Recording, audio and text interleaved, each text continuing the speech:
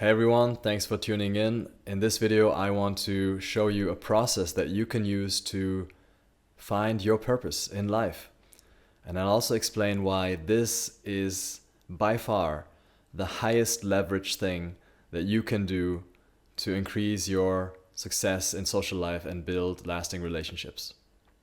If you haven't got a very clearly defined purpose yet, then make sure you watch this video till the end. I'll share a lot of personal stories here that'll illustrate the principles so that you can apply these insights to your own life. For those of you who don't know me, my name is Achil Rudolf and I'm a social confidence coach, and I work primarily with South Asian men to help them build the kind of confidence that is necessary to meet people in real life and attract them into lasting relationships. And for many of my clients, and generally for my audience out here online as well, a big problem is that they actually have most other areas of their life sorted out. They're quite happy in their career, they're healthy, and they often feel like the only thing that's really missing is the right partner, someone to share it all with. And of course, that's understandable. I mean, what are we doing all the work for if there's no one to share it with? But at the same time, there's a danger when finding the right partner becomes the first priority in life, because then you go out and it becomes clear that you really want a partner and you send out that needy, energetic vibe that's going to turn people off. And one way to understand that is to compare human life to a ship. I like to use this metaphor. It's going to help us understand some of the points that I'm going to make here. Imagine you are the captain of your ship and you're navigating your ship around different harbors. And when you dock at the harbor, you go off board and you meet other captains of other ships. And you meet other people who might not really have a ship yet or might have a smaller ship. And the process of dating is really inviting people onto your ship. It's inviting people into your life. But if that ship doesn't have a clear destination, and the only purpose of that ship is really just to find a companion, a new crew member or a companionship, well, that's not going to be easy to convince someone to join you on the journey if there's no clear destination for that ship. If that ship is just jumping from harbor to harbor and just looking for the right person to join the ship, what happens after that right person joins? The journey is over. If that's the only purpose of the journey, it's going to be a boring journey after someone joins your ship. Humans, just like ships, have the capacity to do much more. They can travel across oceans, they can discover new continents, they can transport important goods.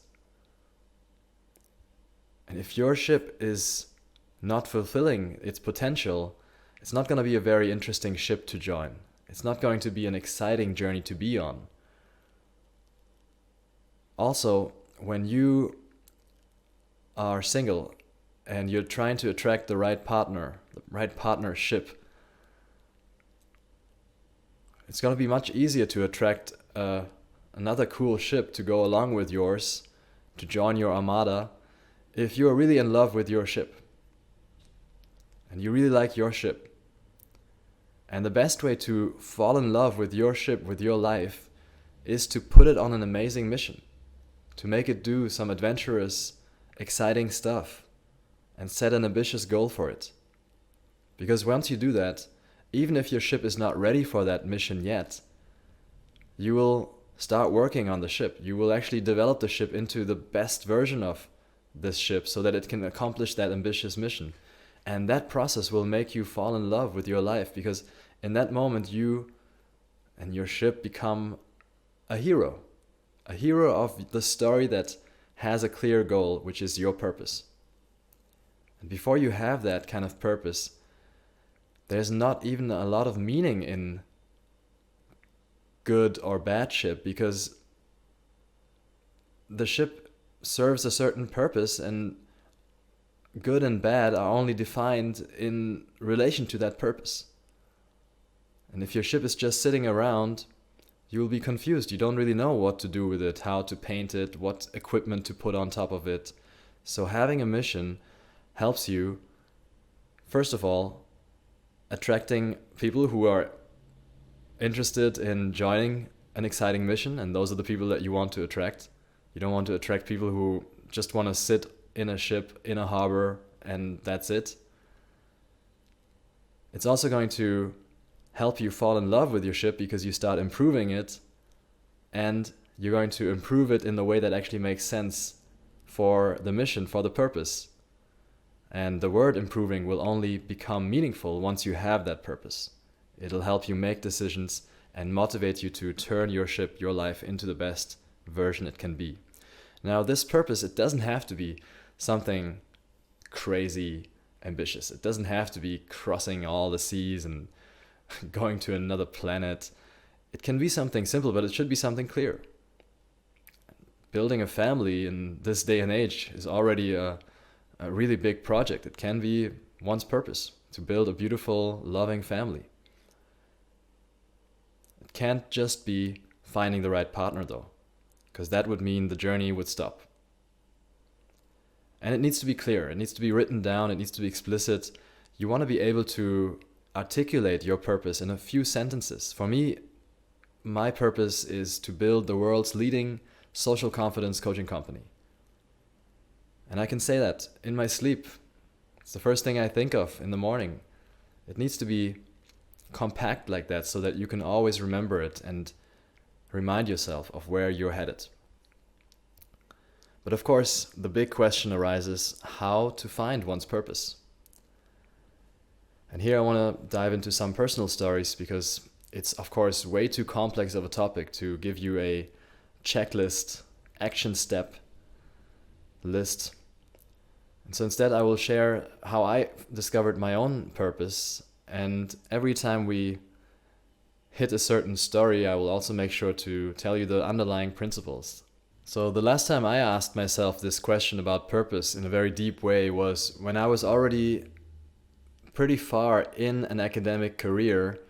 I was getting my PhD in economics and I was done with the coursework, just had to do some more research and a thesis. And when I looked at that final frontier, that final academic ladder step, I realized that academics and writing and reading papers was actually not what I really wanted to do with my life. It just didn't sit right with me, and I didn't know exactly what else I should be doing, but I trusted my intuition enough to say this doesn't feel good. And I tried it a few times. I'd taken the gap year, I'd gone back, but every time I found myself sitting in the library looking at these mathematical equations and just thinking, this is not something I can become really good at. And this is not something I really enjoy. More and more I realized that doing economics on an academic level was not my hero story. I knew that my ship, with those tools that economics was teaching me in academia, was not going to move very far. I was hardly able to understand the economics papers that I was reading. I didn't think that I would ever be able to write a very good one myself. And so I moved on and I had the courage to burn the boats and leave that PhD program. And even though I didn't really know what else to do, I just dropped out and said I have to go on a quest, I have to look. And so here, after trusting my intuition that this was not right, I also had the courage to accept as a new temporary purpose to find out my purpose. And I think that is absolutely valid. If you feel like you don't really know, then finding out can become your new mission for that time. And then the next step was to actually take the time, because these insights and clarity doesn't come automatically. And I knew that my way of doing this soul searching was to go in a more isolated place and actually write and start writing about my life, writing about my stories, writing about everything that I knew about myself and that I thought I might be able to do with my ship. And so I made a long list. I lived in Delhi for a couple of months and just took a small rooftop apartment where I could be on my own, and made a long list of all the things that I could potentially be doing. And economics was still on there, it was still an option, but it was kind of crossed out. So the second position was art. I was always fascinated by art and films and photos, so I thought maybe I should do this. The third option was furniture design. I was also interested in architecture and appreciated good design. I had even built my own chair as a side project at Yale University. And then on the fourth position there was entrepreneurship, because I always had some crazy idea about how to solve a certain problem in the world. At that point I just didn't have the confidence that I could actually become someone who solves a problem in the world and makes a living through that. I didn't know that that's something you can even do. I had grown up all my life around people who were doing jobs, and that was the thing to do. And no one could imagine that you can just start a company and solve a problem that maybe no one else really solves yet. And so I said, well, I gotta try these things out. I have to go one by one. And since furniture design was way too crazy and entrepreneurship, I just didn't believe that I could really do that, I started with filmmaking. And I said, I'm gonna try that. I found some people in that area in Delhi, and I had my old Canon EOS photo camera. And at some point I started talking to some people and I just found the conversation very interesting. So I turned this camera to film mode and started filming. And that was even more fun than making photos. So I started editing that, put it all together into my first real film. And I really enjoyed that process of editing, putting some messages and exploring my own thoughts. And at that point I was obviously interested in finding purpose and finding a good path for my life. So I found people who also had that same problem and made a documentary about that topic of how to find your purpose in life. And as I kept making films, the stories revolved around similar topics. Every time I made a film, it ended up being about personal development, the search for love and meaning, and masculinity. Also sometimes about drugs and fun. And as I was making these films, I got to know my interests, and I realized later on that filmmaking was part of my journey to discover my purpose. I thought maybe filmmaking was my purpose, but it turned out it was just another process that helped me discover my purpose, because when I looked at the films that I had made, none of them were good enough to go on a cinema. Maybe one of them or two of them were actually good enough, but I didn't really care about that much. What I cared more about was the topics and the insights that I arrived at by making those films. And they led me to care about those problems that my protagonists in the films were facing. And so I started thinking more about finding ways to really help those people. As I was making films, I got to know these people and I started thinking about solutions to their problems in life. And so I moved more towards business, and I actually joined a marketing agency as a transition from filmmaking to business. Because I knew that with film, I wasn't going to make a lot of money, especially not with documentary film, and it was not the tool that would get me to the kind of adventure that I really wanted in my life. I wasn't going to be able to help a lot of people, because even my good films were not being watched by a lot of people. Even the best documentary films that are out there in existence are not being watched by a lot of people. So I knew I wanted to use other tools, but I used those skills that I learned from filmmaking to land a job in a marketing agency where I became a director for advertisement films, and I started to learn about business. And that also took me back to Berlin. At that time there was a very active technology scene. There still is, but at that time specifically there were lots of hackathons happening in the city of Berlin. And so once there was a guy who just dragged me along to a hackathon and said, hey, you should present some of your ideas. And I went there, I started speaking about my ideas on stage, and suddenly I had a team of 5 people designing a product with me. And that way I started actually learning how to code. I found mentors in this hackers community, and sometimes they would work with me and build a project. Sometimes my idea would be too crazy, so they would drop out. And then I said, I have to build this myself.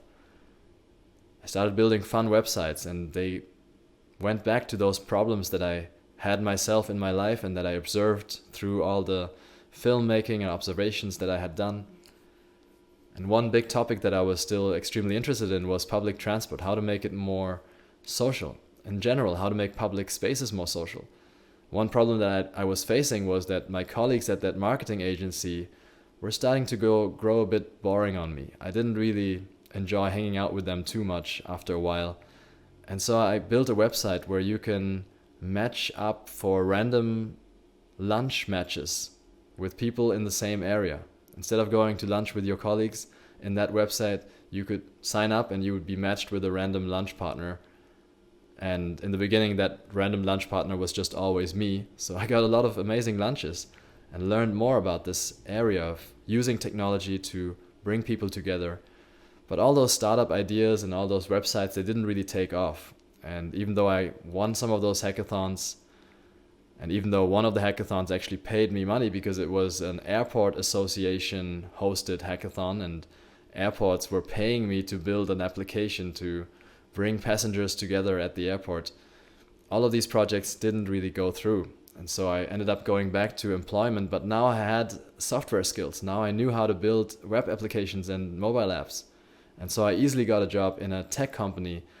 And in that tech company, what they did was they basically brought developers and software specialists from India and other Eastern countries to Germany and made sure that the companies that were hiring those foreign specialists had a certain procedure to vet them and to know that they're actually good.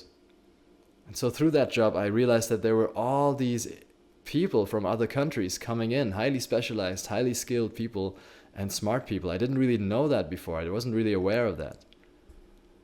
Then I switched to another job at Daimler, the car company, and built more advanced software and learned how to really build good, lasting, durable software. And with that knowledge, I started then building another app for myself. And that was the start of the NoGame App. That was the start of the app that I used myself to motivate myself to go out more and talk to more people, because at that time I was turning 30 and I still didn't have the right partner for a long-term relationship, and I knew that online dating wasn't going to work for me. So I built an app that motivated me to go out and start talking to strangers and learning the skill of really socializing with attractive people that I meet in real life. And it worked. It got me out. It was basically like a fitness tracker, but for your social skills. And I found the right partner eventually. And then I said, hey, now it's really time for me to build this software in a way that other people can use it. So I extended the app, put it on the App Store. Suddenly a few thousand people were using it, but it didn't really work for them. They didn't have enough motivation to let this app really motivate them. And so I talked to those people, and instead of abandoning the project, I found out that these people were really interested in solving the problem. They just needed more than just the app. They needed a personal coach. And so I coached them for free. In the beginning, I just said, okay, I'll come out with you. I'll help you learn this. I started hosting a weekly meetup. I started writing feedback reports. I started designing exercises so that people could warm up and ease into this kind of activity. And at some point, people started giving me money. One guy just said, this was valuable, man. You should take this, 20 euros, please. A few months later, someone gave me a lot more money to say, hey, I want to work with you for a few months.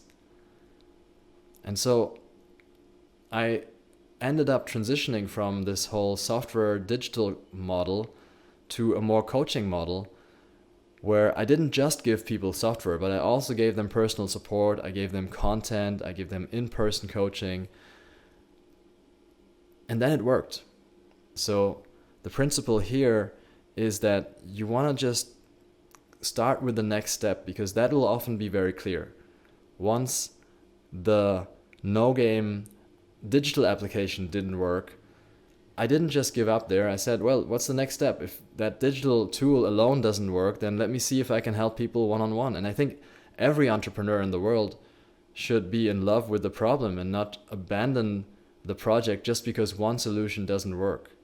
A lot of entrepreneurs are more in love with making a scalable, huge company than actually solving the problem. But for me, it was always about solving the next problem, and I always knew what the next step was. And so that's how I ultimately discovered my purpose. It was a real zigzag journey, and as I was going through that iterative process, it became more and more clear what my purpose really was. And all the things could be tied back, and that's not a coincidence. You could tell, well, I was lucky. I just met the right people, had the right experiences, and everything came together for me. Partly that's true, but it was designed from the get-go as a story. It was designed from the get-go as a ship that's venturing out without really knowing where it's meant to be, but with the idea that it should become a ship that travels far. And every step I took in my life, including this video that I'm recording right now, is made from that place of strengthening my ship for the journey and also readjusting, fine-tuning the direction every single step along the way. And those fine-tuning steps, they become smaller and smaller. In the beginning, it can still look like a random walk, but at some point, you will narrow down the direction. And you will have more data to look at, your history, to guide you forward. So that's really my story of finding purpose. And yeah, I really do feel like the author of my life story. And if you need help developing this kind of clarity and building that kind of confidence that comes from having a clear purpose, then there is a link in the description where you can find out more about how I can accelerate that process. For now, thanks a lot for watching. Samgachadvam. Namaskar.